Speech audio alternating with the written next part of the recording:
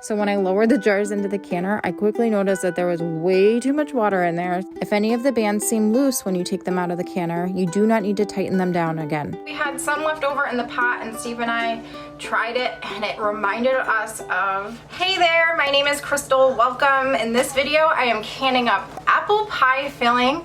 We recently went apple picking like we do every year with our family, and we have such a great time. We stacked up on a bunch of apples, and we might even go back a little bit later to get some more so we can make applesauce. But I've been wanting to make apple pie filling for the past few years now, and I finally got a chance to do it, and I'm really excited with how it turned out. There is a jar of it here. It was kind of a day-long process. It was rainy and yucky outside, so I was able to start halfway through the morning just peeling the apples, prepping the apples. The recipe that I used came out of this book. The recipe is really basic. The only thing that's kind of off that I didn't have on hand that I ordered a while ago, because I had planned on making apple pie filling last year and didn't, was this clear gel that I got off of Amazon. Apple pie filling recipe is on page 168. That is what it looks like. And it's out of this book here. I will have my Amazon links down in the description if you are interested in finding these on Amazon. I will also have all of the links for a lot of the different tools and things that I'm using. I don't suggest buying the canning jars online. I suggest going into like Walmart or Target, or you can even do the drive up pickup if you don't want to go in the store or anything like that. But it's a lot better price in those stores, and Tractor Supply carries them too. And I will also have the timestamps down in the description for you if you want to just jump to a certain section. Okay, so let's start with the canning supplies that I'm using. I have a water bath canner. You don't need one like I've talked about before. You can just use a large stock pot with a lid. Just make sure you have some sort of rack on the bottom to prevent the jars from directly sitting on the bottom of the pot, clanking around and possibly breaking and making a mess. So just make sure you have some sort of rack on the bottom. You need canning jars. I'm using wide mouth quart-sized jars today. And I also have the wide mouth lids. If you are using regular mouth jars, just make sure you have regular mouth lids and the bands that hold them in place. I have a canning funnel, ladle, bubble tool that measures headspace, jar grippers, a large pot for blanching and cooking the apple pie filling, saucepan for making the apple pie sauce, towel for the countertop, a lint-free rag like a t-shirt or a flour sack towel, and distilled white vinegar for cleaning the rims. The ingredients that I have for this recipe are the apples that we picked. It's mostly McCowan apples and some Gala mixed in. Normally I prefer Granny Smith apples for pies, but McCowans are some of our favorites. In my opinion, they're good for baking and eating fresh, so I think they're a good mix for that. I have ground cinnamon and ground nutmeg, sugar, clear gel. I got this on Amazon. I will have it linked in the description. Bottled lemon juice, unsweetened apple juice, and water. The first thing I did was make a solution that prevents the apples from browning. I mixed together 8 cups of water with a half cup of lemon juice. Mix that together and set it off to the side. Then I washed the apples well before peeling and cutting them.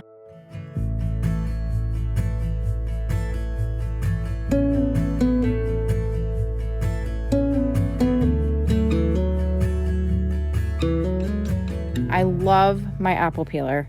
I do make sure that the slicer and core attachment part is folded down out of the way. I don't think that it does a great job for cutting apples for apple pie. It works better for things like applesauce where the integrity of the apples doesn't matter too much. I decided to grab this slicing and coring tool that I have to show why I'm not using that either and to give a gauge of how thick I slice the apples. So as you can see, the apples are way too thick and this tool leaves too much work to be done, like still having to cut away the core from the apple slices. And the skin is also on there. I like the apples sliced about half the size of what this slicer does. I also find that doing it by hand with a paring knife is faster and less wasteful. As I cut them up, I let the apples go for a swim in the lemon water mixture. As far as the peels go, I'm not going to be repurposing them today, and the goats don't like them either, so they're going to be going into the compost bucket for the garden.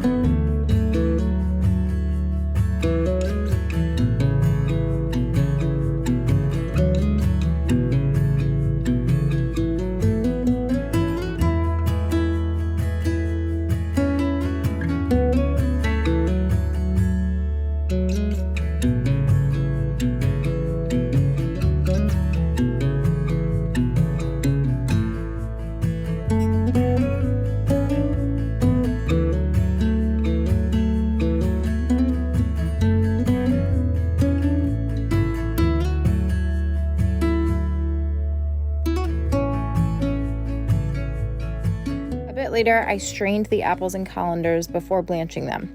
You do not need an ice bath on the side because we are going to allow the apples to stay hot in the bowl. I put about half the apples into the pot for a few minutes at a time.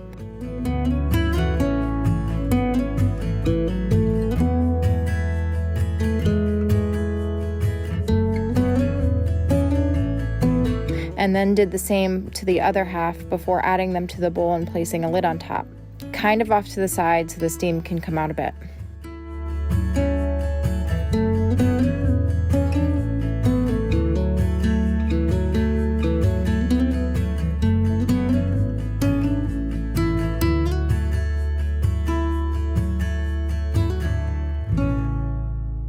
Now to the saucepan. For about 12 cups of apples, I'm adding 2 3/4 cups of granulated sugar, 3/4 of a cup of clear gel,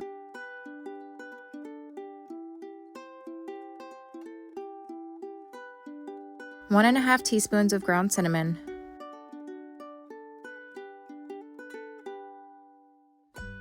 a half teaspoon of ground nutmeg, 1 1/4 cups of cold water, 2 1/2 cups of unsweetened apple juice,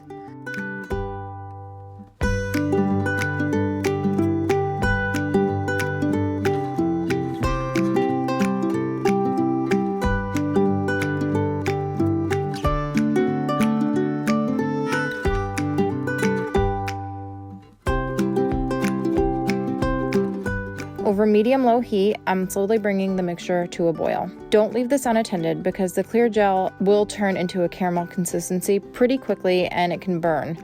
I'm switching back and forth between a wire whisk and a silicone spatula to make sure that I'm able to scrape everything off the bottom of the pan.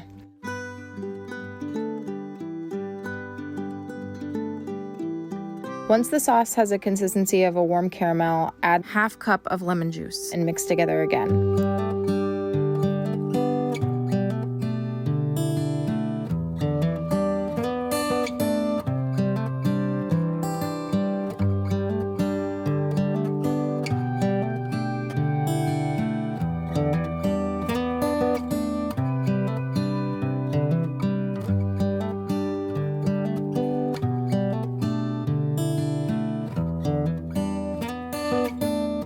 Then, when you think it's ready, pour it over the apples.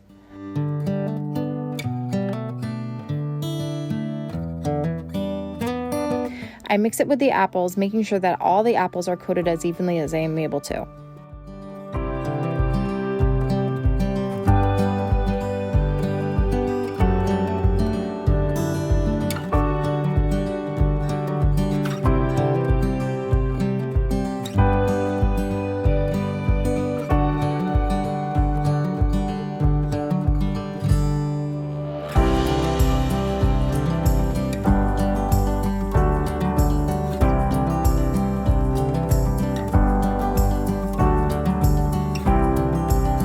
Then I cover it and leave it off to the side. I move the water bath canner to the main burner and get that preheated. I put the jars right next to the stove to get them preheated also.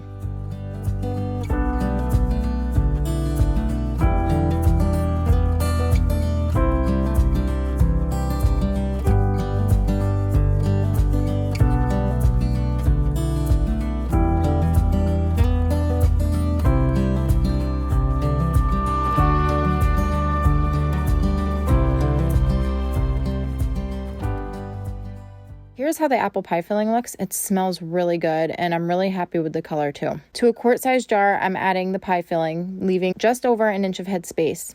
Head space is the distance between the contents of the jar and the rim of the jar.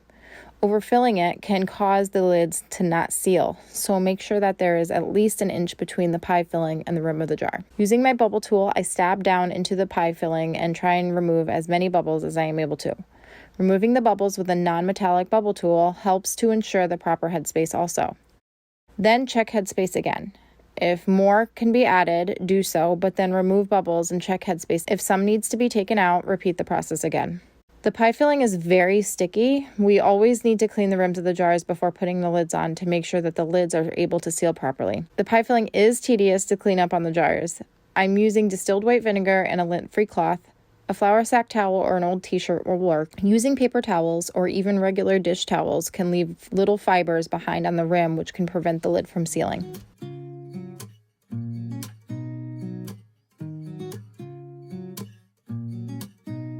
Once the rim is clean, take a lid. You don't need to boil the lids anymore. I just wash mine quickly in some soapy warm water first. Place the lid on the rim and with the tips of your fingers, put the band on around the lid.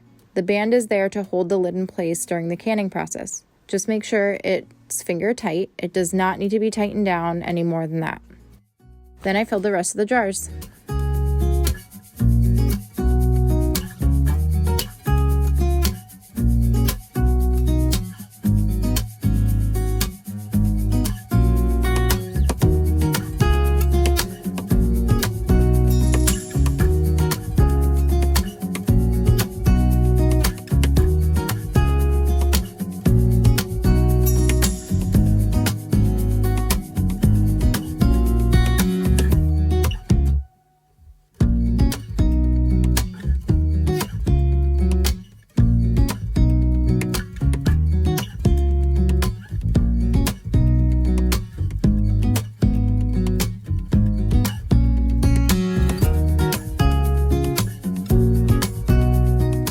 Place the jars into a water bath canner. I hadn't canned any quart-sized jars yet this year, so I went on autopilot when I was filling our water bath canner and put the amount of water in that I normally would for pint-sized jars. So when I lowered the jars into the canner, I quickly noticed that there was way too much water in there, so I put the jars off to the side and removed some of the water.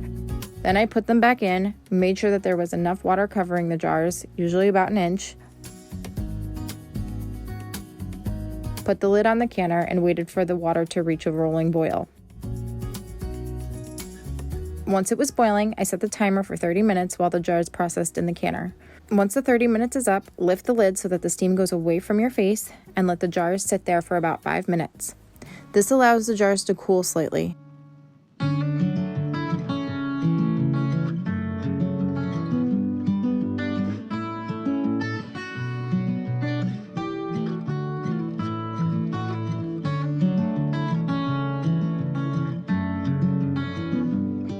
Then, keeping the jars in an upright position, I move them one by one to the towel on the countertop. If any of the bands seem loose when you take them out of the canner, you do not need to tighten them down again. Just let them sit on the counter until they are completely cool, at least overnight, usually, before removing the bands, labeling them, and moving them to the pantry. So that is how the pie filling turned out. Look at that. It's so yummy. It came out really good. We had some left over in the pot and Steve and I tried it and it reminded us of the apple pie filling from McDonald's. So if you like the McDonald's apple pies, that's exactly what this tasted like. Whenever I've made home baked apple pies, they're much more rustic and have a more homey taste to it, but the clear gel gives it more of a consistency of like the pie filling that you would get in like a hand pie or the pies from like McDonald's. And I got 6 of these quarts and then I got a pint jar too.